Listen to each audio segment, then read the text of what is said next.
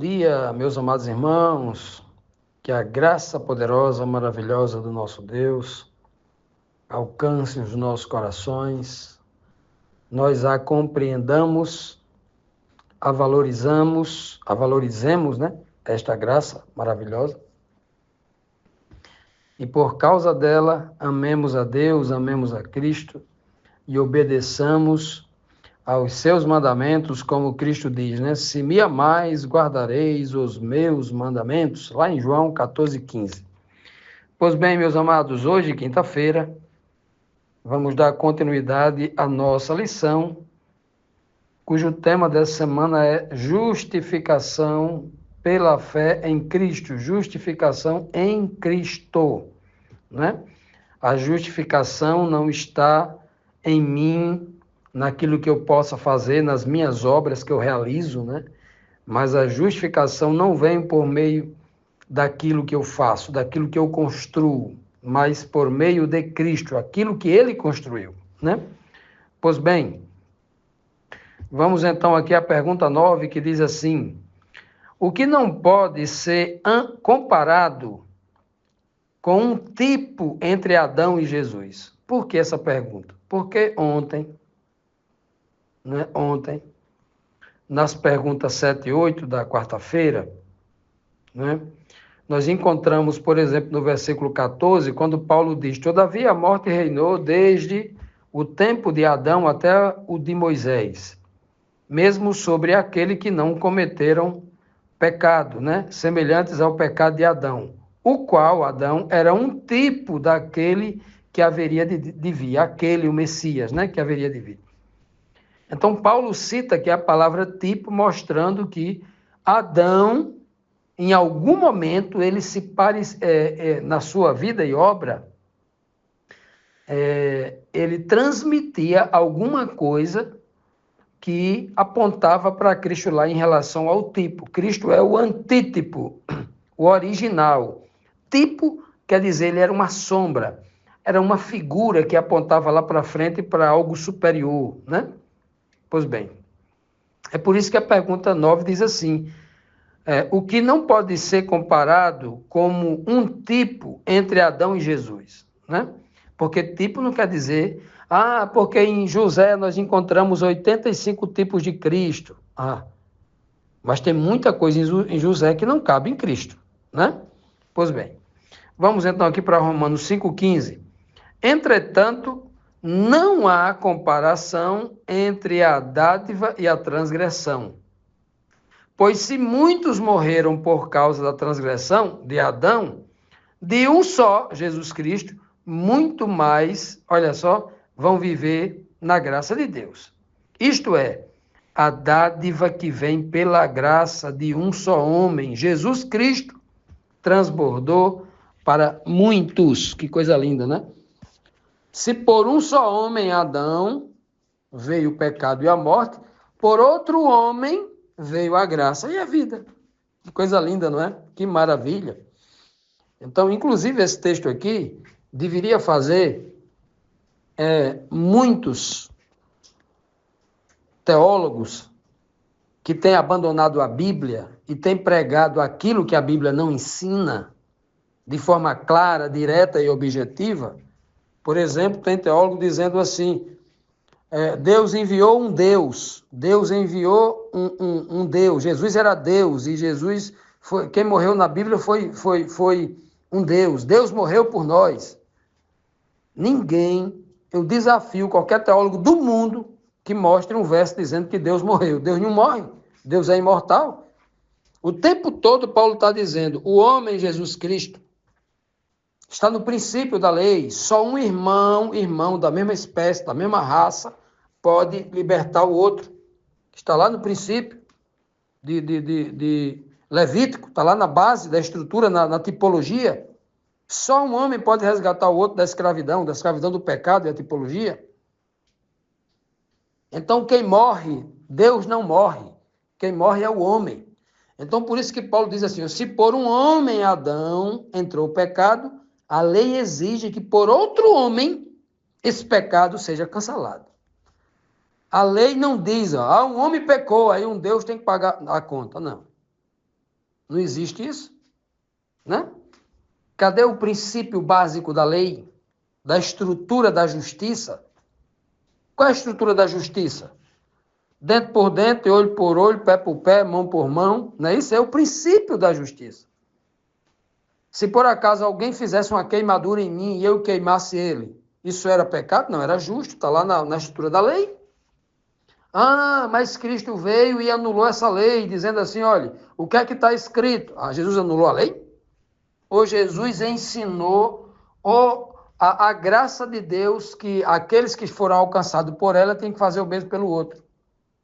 O homem que pecou contra Deus, Deus podia dar uma surra, Deus poderia queimá-lo, Deus poderia matá-lo na hora. Mas ao invés disso, Deus ofereceu a sua graça. Por quê? Porque Deus está mostrando para a gente que essa era a única forma de eu guardar a lei, de eu entender a necessidade de guardar a lei, através do amor, e não através do ódio, inimizade que o pecado criou entre Deus e o homem. Cristo não está anulando a lei. Quando eu tomo 100 reais emprestado a alguém, é justo que eu pague aqueles 100 reais ou eu não vou pagar? 100 por 100. Está lá. É a estrutura básica da lei, da justiça. Tem que ser assim. Agora, o que Cristo está ensinando, ele não está desestruturando e cancelando a lei, porque ele não pode voltar atrás naquilo que ele deu, naquilo que o Pai deu através dele para a gente. Não pode voltar atrás, Deus não volta atrás. Eu estou questionando o caráter de Deus assim. A questão ali é outra. Cristo está dizendo assim, olha, da mesma forma que eu fiz por vocês, que Deus fez para salvar vocês, faça pelo outro. Você não conhece agora a verdade, não conhece Deus, não conhece a mim, né? Ora, vocês deram uma tapa na cara de Deus quando vocês transgrediram o mandamento dele. E ao invés disso, ele não devolveu a tapa em vocês, ele me mandou aqui para morrer por vocês, para salvar vocês. Façam o mesmo com os gentios, façam o mesmo com aquelas pessoas que vocês aprenderam a odiar, a ter mágoa. Vá lá, perdoe e tal. É isso que Cristo está querendo ensinar, né? O que ele fala sobre uma segunda milha.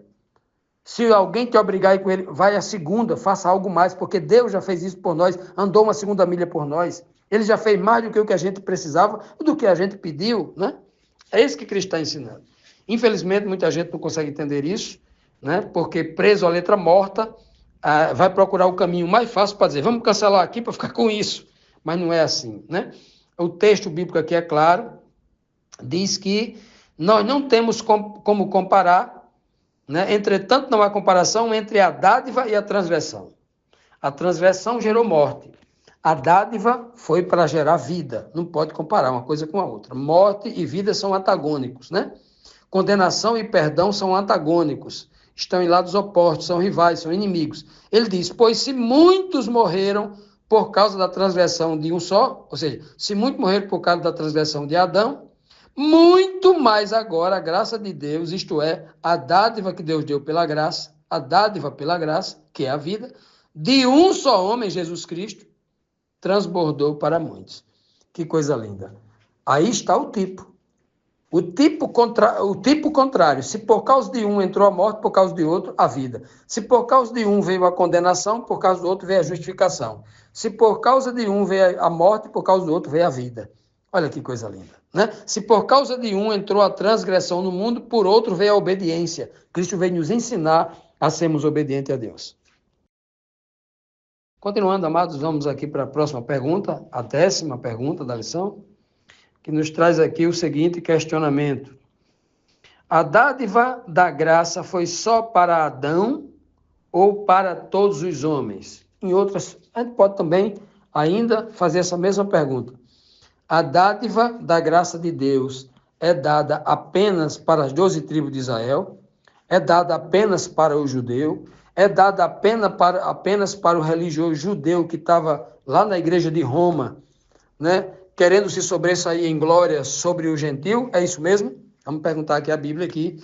Paulo vai dizer em Romanos 5,16 assim: não se pode comparar a dádiva de Deus com a consequência do pecado de um só homem. Por um pecado veio o julgamento que trouxe condenação, mas a dádiva decorreu de muitas transgressões e trouxe justificação. Veja aqui como é superior a graça a a consequência lá da condenação. O pecado de Adão, ele trouxe uma condenação, né? Trouxe um julgamento e uma condenação. Mas a dádiva de Deus, como diz aqui, ó, mas a dádiva decorreu de muitas transgressões. Então, Deus, quando concedeu a dádiva do perdão através de Cristo Jesus, quantas pessoas já existiam no mundo? Antes de Jesus até Adão e que vai existir depois de Jesus? Quantas? Milhões de pessoas, na verdade, bilhões de pessoas, né? Bilhões de pessoas, se não na casa dos trilhões, acho que é bilhões de pessoas. Bilhões de pessoas existiram e existem. Mas em Adão, quantas existiam? Só eram duas, ele e Eva. E, segundo o próprio contexto bíblico, eles eram uma só carne. Eva é chamada de Adão, Adão quer dizer ser humano, ela foi chamada, o primeiro nome dela é Adão. Eva foi chamada de Adão, Adão foi chamado de Adão.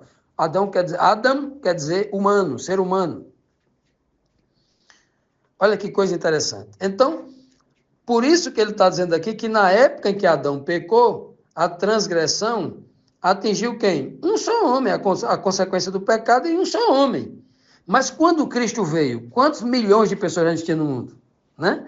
Veja que o momento em que Deus concede a graça é justamente para atender todo esse povo. E essa figura de linguagem, essa comparação racional que o apóstolo Paulo está fazendo, é para nos fazer entender que a graça de Deus, ela foi dada de uma forma muito superior, muito maior do que o pecado, para que o homem entenda. É muito melhor. Eu tenho muito mais vantagem, eu tenho muito mais condições de ser fiel a Deus do que ser um transgressor, do que ser um homem pecador, um homem mundano que não quer saber das coisas de Deus, só quer fazer a maldade, trazendo maldade para o meu corpo, doença para o meu corpo, sofrimento para mim, para minha família, para os meus, para quem eu amo, para todo mundo ao meu redor, né? Então, por isso que ele diz assim, olha, aonde o pecado através de um homem abundou, ou seja, cresceu, porque todos os filhos de Adão passaram a ser pecadores, né? Naturalmente pecadores, vi num corpo de carne pecaminosa, né? Como diz o texto bíblico aqui de Romanos, capítulo 8, o mundo inteiro não teve uma pessoa que tenha nascido com uma carne santa, uma carne que não era incorruptível, que não sangrasse, que não morresse. Todos receberam a mesma carne do pai Adão pecador. Todos. Então, aonde o pecado abundou, se espalhando por todo o planeta nas pessoas, a Paulo vai dizer, superabundou a graça. Ele já disse aqui, ele já disse lá no capítulo 3.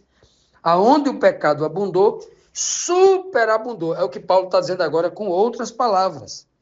É muito maior a graça. É muito mais abrangente. Por que é que ele está dizendo isso? Que primeiro veio o pecado, né? Para que depois a graça viesse. Ele está fazendo uma comparação. Primeiro veio a lei para mostrar a desgraça do pecado e depois veio a graça. Se você olhar, ele está fazendo essa mesma ordem cronológica. Se você perceber, né? Ele está mostrando que o objetivo aqui é que Deus quer salvar todo ser humano. Para que Paulo coloque na mente do religioso judeu dentro da igreja de Roma, para que ele tenha esse mesmo espírito. Ao invés de estar fazendo queda de braço com o gentil, querendo ser maior do que o gentil, melhor do que o gentil, pense no sacrifício que Deus fez, pense no sacrifício que Cristo fez, para que eles vivam em comunhão, disposto a salvar as pessoas a tal ponto que ele, sendo maior, se humilhe, seja o menor. Quando ele compreende tudo isso.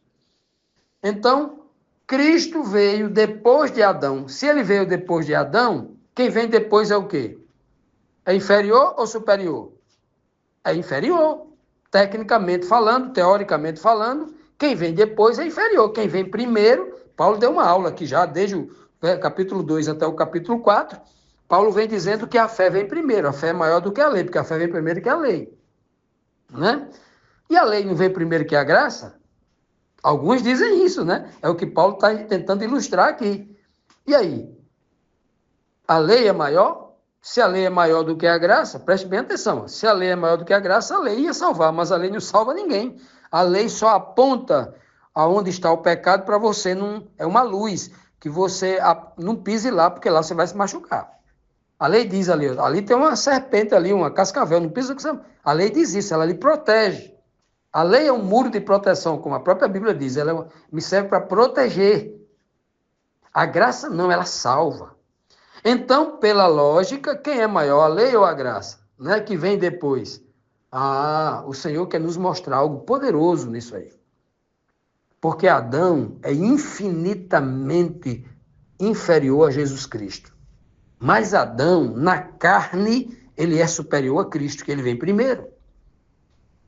Cristo vem depois, em semelhança de carne pecaminosa. Paulo vai dizer aqui em Romanos 8, versículo 3. Então, Cristo, como filho de Adão, ele é inferior na carne. Mas aos olhos de Deus e aos nossos olhos, homens de fé, Cristo é infinitamente superior ao pobre coitado do Adão e a nós humanos, pobres coitados, né? Cristo é infinitamente superior. É tanto que o Pai eleva ele, exalta ele a uma altitude, a uma elevação que nenhum outro nome pode chegar onde ele está. Só simplesmente assim, né? Então, qual é a lógica? A lógica do homem ou a lógica de Deus? Olha que maravilha, que linguagem profunda, né? Nos aprofundemos cada vez mais, mostrando, para compreendermos o que Deus está mostrando para cada um de nós através aqui do apóstolo Paulo.